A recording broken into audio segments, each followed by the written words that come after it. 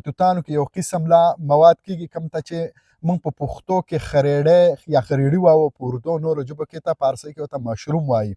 زما بیکګراوند کې به تاسو ته د کیمرامین راوالي ماشومان لګیا دي همدغه کسب کوي، دا خریړي راوباسي او بیا دغه په بنجاریانو باندې خرڅوي، لوکل بنجاریانو باندې د خپل بیپارین په کلو باندې ګرځي.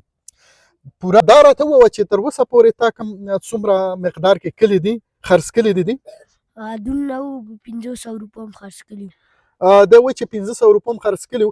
نو تاسو ته کوم بنجاري چې راځي هغه څه وایي چې د څو کیلو په څو دی؟ په 2.5 مال پرې کې شته کېدای شي د زیات وي. نو دا بل ماشوم دی، تا د اوسه پورې څومره مال جمع کلی دی؟ ما دا د 15,000 روپو جمع کلی دی او خرڅ کلي مې د 620 روپو دي. 620 روپو مال دی خرڅ کلی تر اوسه پورې او دا نور جمع کلی. ستاسو پارټنر څوک دی دویم؟ زما سره پارټنر الهاب دی. الهاب دی. ستاسو پارټنر څوک دی؟ وسیم. وسیم دی. لکه چې دا کوم خط دی دا ستا پارټنر. بله غټه خزانه بیا مونده شوه. کیمرامین صاحب ګورئ، تاسو دا وګورئ. ښه دا راکړه بوجۍ که دا بوجۍ د تقریبا کیلو نه خو به کم و زیاتي، مطلب دا دی چې 500 روپو پورې خوا وشه. السلام علیکم ګرانو ملګرو، زه یم شوکت الله شاداب ستاسو خدمت کې یوې نوې ویډیو سره حاضر یم. ګرانو ملګرو نن ما کومه ویډیو راوړې خصوصي د شاعرۍ باره کې نه ده، بلکې د یو نوي څیز دپاره یو نوی څیز برآمد شوی دی، ایجاد شوی خو نه دی بلکې د پخوا نه کېږي.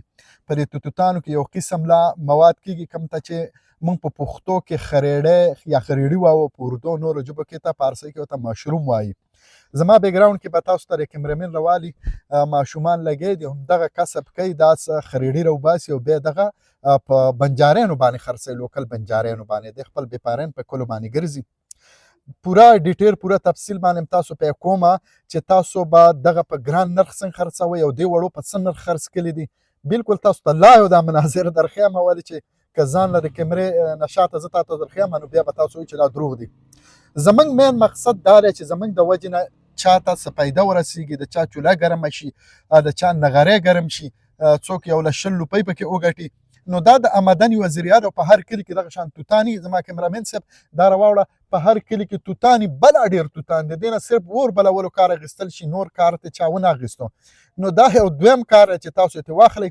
نو کیمرامین صاحب راځه او دغه لا یو مناظره مو ته ورښیي او د وړو نه تپوس هم کوو. دا زما کیمرامین به تاسو ته در وښیي چې خریړي څنګه په داسې په توتانو کې او نور موږ د دې ملګرو نه تپوس کوو، د ماشومانو نه تپوس کوو، ډېر ایکسپرټ یې لا ماشومان یې.